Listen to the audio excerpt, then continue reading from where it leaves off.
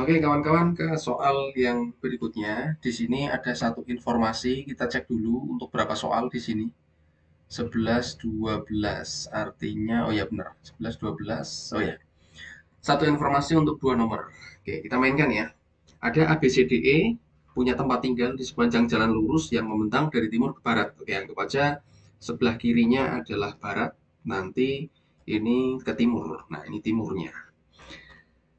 Jarak antar rumah mereka itu diberikan di sini. Tempat tinggal C berjarak 200 meter dari A yang berada di sebelah paling barat. Berarti yang paling barat adalah A. Oke, yang dari sini kalimatnya jelas ya. A yang berada di sebelah paling barat. Artinya kita jelas bisa tentukan bahwa yang paling barat itu adalah tempat tinggal A. Dan jarak ke C itu 200 meter. Berarti ada di sebelah timurnya. Tak gambarkan di sini berarti ada C yang jaraknya 200 meter. Oke, gambarannya gitu. Pertama. Lalu berikutnya adalah tempat tinggal D berjarak 400 meter dari tempat tinggal E. Ini kita belum bisa menentukan karena kita nggak tahu di mana E dan D-nya di mana. Kita belum tahu. Kita simpan dulu informasi itu. Kita ke informasi yang ketiga, di mana tempat tinggal B berjarak 300 meter dari tempat tinggal D. Ini pun sama. Kita belum tahu ada di D mana, B-nya mana. Kita ke informasi berikutnya dulu. Tempat tinggal A berjarak 700 meter dari rumah D. Nah, dari sini kelihatan bahwa A yang posisinya paling barat berjarak 700 meter dengan D, otomatis posisinya si D itu ada di sebelah timur, yang jauhnya berarti adalah berapa? 700 meter. Sehingga misalkan D-nya ada di sini, atau misalkan kurang panjang nih, nah kita biar agak sedikit logis, oke, D-nya di situ, berarti kalau A ke C sudah 200, artinya C ke D itu 500. Biar A ke D 700. Ya, biar A ke D adalah jaraknya 700 meter. Oke, posisinya seperti itu. Oke, sekarang kita cek lagi tempat tinggal C berjarak 200 meter dari tempat tinggal B. Oke, tempat tinggal C berjarak 200 meter dari tempat tinggal B. B otomatis tidak di sebelah baratnya C, karena kalau misalnya di sebelah baratnya C itu B-nya sama A dempelan, nggak mungkin. Otomatis artinya B-nya itu ada di sebelah timurnya C. Berarti kalau gitu disinilah B misalnya. Nah, artinya dari situ teman-teman bisa lihat bahwa di sini adalah 200, berarti B ke D itu 300. Kayaknya gitu. Nah, berarti dari sini sudah dapat informasinya. Nah, sekarang kita ke informasi yang lain yang tadi belum bisa kita mainkan. Nah, ini yang B sama D nih. Jarak tempat tinggal B berjarak 300 meter dari tempat tinggal D. Cocok. Ini adalah 300 meter pas ya. Jaraknya pas. Nah, sekarang kemungkinannya nih. Sekarang yang untuk ini, yang kedua. Di mana tempat tinggal D berjarak 400 meter dari tempat tinggal E. Artinya apa? Ada dua kemungkinan. Mungkin saja kemungkinan pertama itu E-nya itu di sebelah timur D. Jadi nanti posisinya ini A, ini C. Wah, agak menceng malah. Nah, ini A, tak bikin garis gini. Nah, tak tambah sekalian. Ini adalah C, ini B, ini D. E-nya ada di sini. Jaraknya 400. Ya kan, dengan D. Nah, artinya ini kemungkinan seperti itu.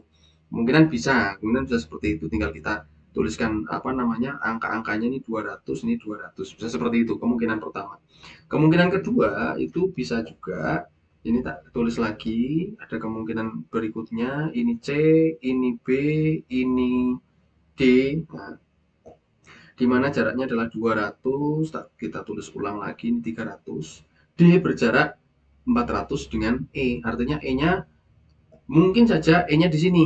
Nah, kalau E-nya di sini boleh enggak? Boleh aja. Kan belum belum ada kepastian di sebelah barat atau di sebelah timurnya D. Berarti kalau anggap ini adalah 400, boleh aja. Berarti dari sini, kalau E-nya di sini, maka E ke C itu 100 meter. Ini kemungkinan yang kedua. Oke ya. Sip, sekarang kita lihat pertanyaan-pertanyaannya dari nomor 11 sama 12 itu ikut yang kemungkinan mana. Yang penting dua-duanya harus cocok semua. Kita cek pernyataan berikut ini yang salah. Yang salah ya. Yang pertama, jawaban apa pilihan A. Jarak tempat tinggal A dan E paling jauh. A dan E paling jauh. Oke. Di kemungkinan pertama benar, berarti ini bisa benar. Bisa benar, walaupun di kemungkinan kedua bisa salah, tapi kita kan yang salah. Oke. Ya, sekarang kita cek yang B. Jarak tempat tinggal E ada dan B itu 100 meter. Kita cek. E dan B 100 meter. Berarti di kemungkinan kedua tuh. Kita perhatikan kalau di sini 100 meter, berarti otomatis ini juga 100 meter karena totalnya ini 200. C ke B 200. Ada E di tengah-tengah harusnya ya, gambarnya kurang proporsional aja. Berarti di sini ada 100, artinya E ke B itu jaraknya 100 meter. Betul lagi. Dan kita cek. Yang untuk kemungkinan kedua ya, yang jawaban C. Jarak tempat tinggal C dan E adalah 500 meter. C ke E 500 meter. Ada nggak? Di kemungkinan pertama itu tidak. Itu jaraknya 900. Di kemungkinan kedua C ke E jaraknya 100. Jelas ini yang salah. Oke, berarti jelas sudah jawabannya adalah C. Tapi teman-teman kalau kita mau menganalisa pilihan D dan E juga nggak apa-apa. Kita analisa jarak tempat tinggal B ke C 200. Ini 200 B ke C. Benar juga. Nah, ini untuk dua kemungkinan itu betul semua malahan ini. Nah, terus jarak tempat tinggal C ke D 500. Kita cek C ke D 500, benar. Ini 500 di kemungkinan pertama. Di kemungkinan kedua juga sama, karena udah jelas di informasi juga diberikan bahwa jarak C ke D adalah nanti 500. Oke, jawabannya adalah C. Kita cari yang salahnya. Oke, seperti itu. Kita langsung ke soal nomor yang berikutnya, yang 12, masih dengan informasi yang tadi. Jika tempat tinggal E berada di sebelah barat ya, berarti artinya kita pakai yang kemungkinan kedua. Ini tak copy, tak bawa ke bawah. Kita bawa ke bawah ya. Nanti, nah ini tak pastekan. Ini kita buang yang di sini. Kita buang aja yang ini. Nah, berarti ini nggak kepakai ini. Oke, mana nih yang kebuang nih? Nah, oke, sebentar. Kita buang dulu biar nampak jelas. Biar teman-teman apa namanya informasi yang di atas biar kita tidak mengulang lagi. Nah, gitu. Kita cek dulu. Bentar. Nah, oke, siap. Nah, sudah. Posisinya adalah E berada di sebelah barat tempat tinggal D. Berarti pakai yang ini. E-nya ada di sebelah barat. Nah, pernyataan yang berikut yang mana? Jarak tempat tinggal C ke E dan jarak antara tempat tinggal B ke E sama jauh. Kita cek C ke E dan B ke E sama jauh nggak? Sama-sama 100. Langsung ketemu jawabannya A. Udah dapat. Misalnya teman-teman mau menganalisa yang lain, misalkan ini kita cek coba yang B ya. Jarak antara tempat tinggal A dan B merupakan jarak terjauh. Salah, jarak terjauhnya adalah A ke D. Oke, jarak yang C, jarak tempat tinggal A dengan E 1,1. Salah. Karena ini A ke E itu berarti jaraknya berapa? 200 tambah 100, seharusnya adalah 300 meter. Yang D, tempat tinggal B berada di sebelah barat tempat tinggal E. Salah, ini posisinya ada di sebelah timur. Nah, sekarang yang E, tempat tinggal C lebih dekat dengan tempat tinggal A daripada dengan tempat tinggal E. C ke A itu 200. Dan ini C ke E 100, otomatis salah, lebih jauh ya. Oke, jawabannya sudah jelas di jawaban A. Ke soal berikutnya, kawan-kawan. Di sini ada informasi 5 orang sahabat Hanif, Febriadi, Sulis, dan Tatang. Yang paling muda adalah Tatang. Oh, berarti ini kita nyari urutan usia nih. Yang paling muda adalah Tatang. Artinya kalau misalnya kita bikin urutan 1, 2, 3, 4, 5. Dari yang tertua ke yang termuda, berarti otomatis Tatang ada di urutan kelima. Kalian paling muda jelas tuh kalimat pertama. Kalimat yang kedua, Hanif tidak lebih tua dibanding Febri dan Yadi. Artinya informasi kedua itu posisinya Hanif itu tidak lebih tua, berarti lebih muda. Hanif lebih muda daripada Febri, oke, atau Hanif lebih muda daripada Yadi. Nah, ini masih antara Febri sama Yadi belum tahu, tapi kedua orang itu lebih tua daripada Hanif. Nah, sekarang tetapi dari sini, tetapi lebih muda daripada Sulis. Oke. Tidak lebih tua, berarti itu lebih muda. Tetapi lebih muda, ini kalimatnya apik ini. Tapi lebih muda daripada Sulis, berarti siapa? Hanif tadi. Hanif itu berarti lebih muda daripada Sulis. Oke, kita tambah lagi. Lanjut. Jadi lebih tua dibanding Febri. Nah, ini ada gabungan nih.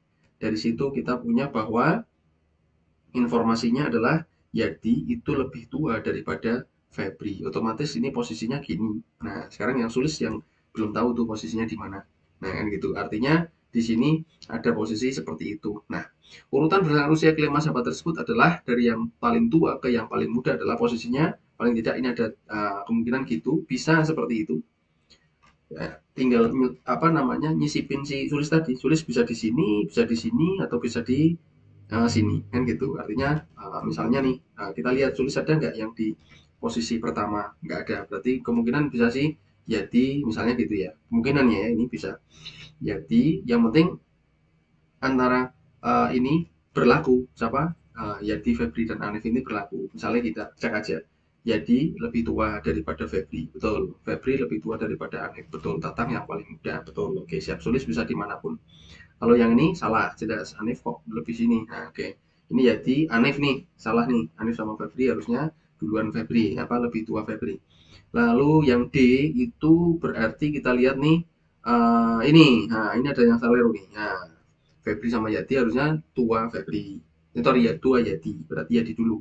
Nggak boleh. Yang ini Yati, Hanif, Febri. Nah ini nih, Hanif, Febri. Nah ini harusnya siapa? Febri dulu baru Hanif. Nah sudah kelihatan. Jawabannya adalah A. Jadi dari beberapa kemungkinan si Sulis ada di mana, kemungkinan yang paling sesuai di pilihan jawaban yang diberikan adalah A. Oke kawan-kawan, ke informasi dari penalaran kognitif yang berikutnya di sini digunakan untuk menyelesaikan, kita lihat ada berapa soal nih yang terkait dengan informasi tersebut adalah mana nih? Oh, tiga soal dari nomor 14 sampai 16. Kita selesaikan ya. Ada suatu lembaga pelatihan membuka latihan setiap hari dengan 6 pelatihan utama, yaitu seni suara, seni lukis, olahraga, seni tari, seni musik, dan seni drama. Nah, di mana setiap harinya hanya ada satu pelatihan utama, tetapi tiap 2 hari sekali ada tambahan pelatihan bahasa. Berarti di antara pelatihan utamanya ada 6, terus ditambah pelatihan bahasa. Berarti bahasanya itu tiap 2 hari sekali. Nah, 2 hari sekali ada pelatihan tambahan bahasa. Nah, terus awal minggu dimulai dari hari Senin. Oke, artinya mungkin kita bisa membuat suatu tabel ya dari hari Senin, Selasa, Rabu, Kamis, Jumat, Sabtu, dan Minggu. Kita bikin tabelnya dulu, nanti tinggal kita lihat mana yang kondisinya yang sesuai. Kita cek olahraga ada di antara seni lukis dan seni drama. Artinya kalau dituliskan kan berarti informasi yang pertama tak tuliskan di mana ya? Di atas saja ya. Nah, di sinilah. Artinya ada olahraga, terus di sini harus ada seni lukis SL dan seni drama SD gitu ya. Nah, posisinya harus seperti itu atau mungkin dibalik juga bisa SD. Nah, ini juga bisa SD O SL itu juga boleh itu. Nah, kayak gitu. Sekarang yang kedua, seni lukis diberikan 2 hari setelah seni tari. Berarti ada jeda tuh. Seni lukis diberikan 2 hari setelah seni tari. Berarti ada gini, terus seni tari. Berarti 2 hari setelah. Ya, 2 hari setelah berarti jedanya seperti itu. Oke, seni musik ditawarkan 2 kali seminggu, tetapi tidak boleh berurutan. Seni musik itu SM ditawarkan 2 kali seminggu, berarti ada seni musik 2 kali. Yang lain sekali-sekali ya. Nah, ada satu pelatihan utama. Nah, sekarang kita lihat pernyataan di bawah ini yang paling benar adalah mana? Pada hari Kamis hanya ada seni drama. Kita lihat nih. Ada informasi yang belum terlewatkan. Nah, kita terlewat nih. Pada hari Rabu diberikan pelatihan seni lukis dan bahasa. Ini adalah kunci yang bisa kita mainkan untuk mendapatkan informasi yang lainnya, teman-teman. Nah, sekarang kita lihat nih. Hari Rabu itu ada seni lukis dan bahasa. Ingat, bahasa itu diberikan 2 hari sekali, ya kan? Ini ada seni ini mana tadi? Nah, ada 2 hari sekali, ada tambahan pelatihan bahasa. Berarti otomatis 2 hari sekali ini adalah hari Jumat, hari apa lagi tuh? Hari Senin. Nah, hari Senin bisa tuh. Nah, hari Senin bahasa juga bisa. Minggu juga bisa. Karena 2 hari ke depan. Nah, Seninnya 2 hari ke belakang. Kita coba ada kemungkinan seperti ini dulu. Kita coba mainkan. Ada yang dimainkan di sini adalah ini, seni lukis, olahraga, dan seni drama. Berarti kita sudah punya SL. Artinya kalau diurutkan ke depan boleh, ke belakang bisa. Artinya ini kemungkinan pertama ya. Kita tambah kemungkinan kedua pakai tabel lagi. Berarti kalau ini yang utamanya adalah seni lukis dan bahasa. Terus artinya di sini ada bahasa-bahasa. Berarti kemungkinan pertama itu anggap aja gini, olahraga, seni drama gitu. Terus ini olahraga, ini seni drama, itu juga bisa. Kebalik, yang penting O-nya ada di antara seni drama sama seni lukis ya. Nah gitu. Seni lukis diberikan 2 hari setelah seni tari. Nah, 2 hari setelah, berarti ketika ini dimulai hari Senin, berarti yang kemungkinan kedua ini salah. Kenapa? 2 hari setelah, berarti harusnya di hari Senin itu ada seni tari. 2 hari setelah seni tari, ya kan? Diberikan seni lukis. Cocok nih, 2 hari setelah, ya kan? Gitu, oke. Oh ya, ini berarti kemungkinan satu ya. Nah, 2 hari setelah berarti adalah lompatnya satu. Nah, kita koreksi. Nah, lalu berarti yang dipakai yang di atas. Nah, sekarang berarti ada seni musik ditawarkan 2 kali seminggu, tetapi tidak berurutan. Seni musik ditawarkan 2 kali seminggu tidak berurutan. Artinya apa? Seni musiknya ada di hari Selasa, Sabtu, atau Minggu. Nah, kan gitu, Selasa, Sabtu, atau Minggu. Ini bisa seni musik, ini juga bisa seni musik nih. Jadi antara itu. Yang belum ada apa? Olahraga, seni tari, seni musik, seni drama, seni suara. Seni suara ada nggak di situ? Seni suara yang berkaitan dengan seni suara? Nggak ada. Berarti kan kemungkinannya bisa SM ini seni suara, kemungkinannya ya ini tak tuang dulu, seni suara, atau ini SM ini SS ini SM lagi, seni musik tadi. Nah, berarti seperti itulah. Gambarannya ada beberapa kemungkinan yang bisa terjadi. Kita cek, pada hari Kamis hanya ada seni drama. Salah, karena hari Kamis adalah apa itu? Olahraga. Nah, sekarang yang cek pernyataan paling benar ya. Seni musik diberikan tiap hari Rabu dan Minggu. Seni musik hari Rabu, nggak mungkin. Hari Rabu sudah penuh. Ada seni lukis sama bahasa. Seni tari diberikan setiap hari Minggu. Seni tari diberikannya hari Senin. Salah tuh. Nah, ini seni tari di hari Senin. Hanya olahraga yang diajarkan pada hari Kamis. Kita lihat ini yang pasti adalah olahraganya di hari Kamis sendirian. Tidak ada bahasa. Kalau yang lain kan kemungkinannya masih macam-macam bisa dimainkan. Oke, sekarang seni suara dan bahasa diberikan pada hari Selasa. Seni suara dan bahasa nggak ada ini bahasa, ya kan? Tidak ada bahasa di situ. Sore malah. Nah, karena bahasanya lompat-lompat tuh harus 2 hari sekali. Jelas jawabannya yang paling benar adalah jawaban D. Gitu kawan-kawan. Oke. Seperti itu untuk nomor 14-nya. Sekarang kita ke nomor 16. Pelatihan yang mungkin diadakan pada hari Sabtu adalah apa? Kita cek, ada beberapa kemungkinan dari gambaran yang tadi kita buat. Pada hari Sabtu di sini kemungkinannya bisa, ya kan? Bisa seni musik, bisa seni suara. Ya, ada 2 kemungkinan, bisa seni musik atau seni suara. Tinggal ngikutin jawaban yang diberikan. Seni musik atau seni suara, berarti adalah seni suara. Oke, gitu ya. Sip, kita ke nomor 16. Urutan pelatihan utama yang diadakan pada hari Senin sampai Jumat adalah apa? Kita cek, yang jelas pertama adalah seni tari. Yang kedua bisa seni musik, bisa seni lukis. Bisa seni musik, bisa seni suara. Kita cek berarti ada di sini seni musik sama seni suara. Artinya ini enggak, ini juga tidak. Nah, yang pasti olahraga di hari Kamis. Ini hari Kamis nih. Olahraga hari Kamis ini bukan. Nah, karena olahraganya di hari Jumat, ini masih bisa. Oke, berarti yang B kita eliminasi. Nah, eliminasi aja. Terus atas bawah tuh, seni suara atau seni lukis. Nah, ini yang main-main tuh. Nah, sekarang yang paling mungkin adalah yang mana? Ada 2 jawaban sebenarnya. Iya kan, karena seni seni musik itu kan 2 kali, tapi nggak boleh berurutan, sorry, nggak boleh berurutan. Artinya nggak boleh Sabtu Minggu, betul. Ini nggak boleh Sabtu Minggu. Nah, ini nggak boleh.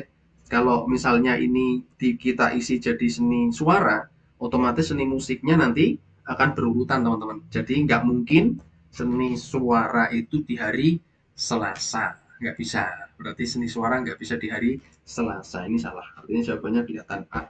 Gitu ya, paham ya? Siap. Artinya seperti itu, karena pengaruh nanti ketika seni suaranya di hari Selasa akan mengakibatkan seni musiknya mau tidak mau harus di hari Sabtu dan hari Minggu, seperti itu. Oke, jawabannya seperti itu. Oke, kawan-kawan, kita ke penalaran kognitif, bagian dari apa namanya, bagian penalaran logis. Jadi penalaran logis di dalam penalaran kognitif ya, ini karena logis lebih ke pemahaman tentang premis, pernyataan, dan simpulan. Kita cek di sini kalimat-kalimatnya, premisnya, pernyataannya ya. Nah, teman-teman harus perhatikan di situ. Nah, di sini kita lihat nih, ada semua guru berangkat ke sekolah pada pagi hari dan pulang petang hari. Artinya gini, dari kalimat pertama, teman-teman bisa perhatikan bahwa guru itu pasti berangkatnya pagi dan pulangnya petang, gitu ya. Berangkat pagi, pulang petang. Itu guru. Kalau misalnya seseorang nih jadi guru, pasti dia berangkat pagi, pulang petang. Tapi ingat, yang berangkat pagi, pulang petang, ingat ya dari kalimat ini, yang berangkat pagi, pulang petang itu bukan hanya guru, bisa lain. Jadi banyak tuh, bisa guru atau profesi lain. Iya kan? Bisa profesi lain tuh. Kalau guru bisa dipastikan dia berangkat pagi, pulang petang, tapi kalau yang berangkat pagi, pulang petang itu tidak hanya guru. Berarti ada guru dan profesi lain, banyak di situ. Oke, artinya gitu. Lanjut. Kalimat kedua, sebagian orang lulusan FKIP ini berprofesi sebagai guru. Ada kalimat atau kata yang mungkin teman-teman bisa pertebal maksudnya adalah sebagian. Sebagian artinya tidak semua. Bisa satu, atau mungkin misalnya dari 100 orang 99 berarti sebagian aja. Nah gitu, berarti tidak semua. Nah sekarang kita lihat, Intan adalah lulusan FKIP Universitas Tanjung Pura Pontianak. Dan Intan berangkat kerja di pagi hari dan pulang petang hari. Ingat, ketika Intan berangkat pagi pulang petang, belum tentu guru. Walaupun Intan itu lulusan FKIP. Kenapa bisa seperti itu? Karena yang lulusan FKIP jadi guru hanya sebagian saja. Jangan sampai terjebak. Kadang-kadang ini langsung menyimpulkannya adalah, oh Intan guru karena dia berangkat pagi pulang petang, kemudian lulusan FKIP. Belum tentu, karena kata kuncinya jadi sebagian orang yang lulusan itu jadi guru. Sehingga dari sini Intan bisa saja guru, bisa saja bukan guru. Nah, gitu. Nah, ini bisa benar, bisa salah. Berarti jangan dipilih. Nah, Intan pulang pergi ini juga enggak. Nah, ya kan? Intan pegawai negeri enggak ada kaitannya, enggak ada premis tentang pegawai negeri, enggak ada pernyataan itu. Intan guru juga belum tentu. Sehingga yang paling tepat adalah dari pernyataan itu tidak dapat ditarik kesimpulan karena masih berupa kemungkinan. Jadi kemungkinan antara Intan itu bisa guru, Intan itu juga saja bisa bukan guru. Seperti itu. Oke, itu yang pertama. Nomor 18 sekarang. Nah, ini kita cek kalimatnya, premisnya, pernyataannya. Semua orang bermental entrepreneur hidup dengan makmur. Ingat, semua orang bermental entrepreneur hidup dengan makmur. Misalnya nih teman-teman, kita selesaikan ini dengan cara menggunakan bantuan diagram Venn katakanlah ya. Berarti dari sini kita punya adalah semua orang yang bermental entrepreneur, tak tulis MI gitu kan. Semua orang di dalam lingkaran itu hidup dengan makmur. Artinya lingkaran makmur itu lebih gede daripada mental entrepreneur. Jadi artinya dari gambaran ini, yang kalau punya mental entrepreneur itu semuanya pasti makmur. Tapi yang makmur itu bukan hanya mental entrepreneur, artinya ada yang di luar sini. Misalnya siapa pengusaha atau mungkin apa namanya dokter atau apapun lah di situ. Yang penting ada orang lain selain bermental entrepreneur yang hidupnya juga makmur. Oke, kita ke berikutnya kalimatnya. Sebagian orang yang bermental entrepreneur melakukan usaha wira swasta. Sebagiannya saja. Artinya kan gambarannya bisa gini, bisa gitu, bisa juga gini. Ada kemungkinan juga boleh gini. Artinya ini ada MI, ini makmur, oke. Sementara yang wirausaha, wira swasta itu mungkin saja gini. Nah, bisa saja gitu kan, nggak ada yang menyebutkan apa namanya. Ini wira usaha ya, ini wira swasta. Wira usaha, wira swasta. Nah, mungkin seperti itu, bisa ada dua kemungkinan kayak gitu. Nah, dari gitu kita lihat kemungkinan yang benar. Kita cek semua wira swasta bermental entrepreneur. Semua wira swasta salah. Jelas enggak? Enggak ya, siap. Semua wira swasta hidup makmur. Nah, mungkin benar ini, mungkin benar. Mungkin juga salah, ini ada di luar sini. Nah, yang ini kan enggak, berarti belum tentu bisa benar, bisa salah. Kita cek sebagian wira swasta yang hidupnya makmur bermental entrepreneur. Jelas kalau ini. Kita cek di sini pasti makmur. Ini pun, nah ini jelas sudah yang kita wasih warna biru pasti makmur. Jadi sebagian wira swasta yang hidupnya makmur itu punya mental entrepreneur. Jawabannya ada di C. Gitu teman-teman. Oke, lanjut gas, kita ke nomor 19. Perhatikan, jangan sampai terjebak dengan kalimat ini. Karena ini sering menjebak. Kita cek, jika Ani rajin belajar, maka ia dapat memperoleh indeks prestasi yang baik. IP-nya baik. Ingat, artinya kalau kita gambarkan dalam suatu bentuk implikasi, ada sebab, ada akibat. Misalnya P maka Q. Nah, gitu. Jika P maka Q. Jika Ani rajin belajar, itu P, akibatnya dia IP-nya akan baik. Ini tidak sama, hati-hati teman-teman. Ini tidak sama. Ketika Ani tidak rajin belajar, maka IP-nya tidak baik. Ini nggak sama. Bisa saja dia tidak belajar, tidak P maksudnya, tidak belajar itu, IP-nya juga baik, mungkin faktor lain. Artinya nggak sama, ini nggak boleh disamakan. Justru yang sama adalah ketika ada jika P maka Q tadi, ini nilainya sama, tidak Q maka tidak P. Artinya ketika Ani IP-nya itu tidak baik, IP-nya tidak baik, bisa dipastikan bahwa Ani tidak rajin belajar. Ini namanya, kalau ini implikasi itu ekuivalen sama dengan kontraposisinya. Nah, ini yang jadi kunci di situ. Nah, pertama itu. Oke ya, jangan sampai ketukar. Nah, kita lanjut. Kenyataannya, Ani tidak rajin belajar. Ingat, di sini tadi sudah nih, Ani tidak rajin belajar. Sehingga apa teman-teman, ini tidak sama. Nggak boleh disimpulkan bahwa, oh IP-nya Ani pasti nggak baik nih, karena dia tidak rajin belajar. Tidak boleh. Nah, ini salah nih. Nah, ini nggak boleh. Ya kan? Itu salah. Jadi, ketika walaupun Ani tidak rajin belajar itu ada kemungkinan bisa baik, bisa tidak baik IP-nya. Gitu. Jadi kita cari dari situ. Berarti belum tentu Ani memperoleh indeks prestasi yang tidak baik. Seperti itu. Ya. Siap. Itu jawabannya adalah nomor 19. Kita cek lagi, lanjut nomor 20. Negasi dari. Nah, ini. Negasi dari, negasi itu apa teman-teman? Negasi adalah kebalikan. Lawannya. Nah, lawannya. Di sini kita lihat pernyataannya adalah jika sebagian bayi minum ASI, maka tidak diberi makan tambahan. Nah, ini mungkin ada satu formula yang teman-teman bisa pakai ketika ada implikasi. Jika P maka Q, maka negasinya itu adalah P dan tidak Q. Nah, ini patokannya. Negasinya adalah P dan tidak Q. Sehingga kalau kita lihat dari kalimatnya, dari premisnya ini, sebagian bayi minum ASI tetap, maka artinya negasinya adalah sebagian bayi minum ASI dan ini kata hubungnya adalah dan, berarti kita cari aja dan tidak. Karena ini kan tidak, berarti tidaknya jadi hilang. Artinya sebagian bayi minum ASI dan diberi, tidaknya udah hilang. Jawabannya adalah DJ, diberi makan tambahan. Gitu kan.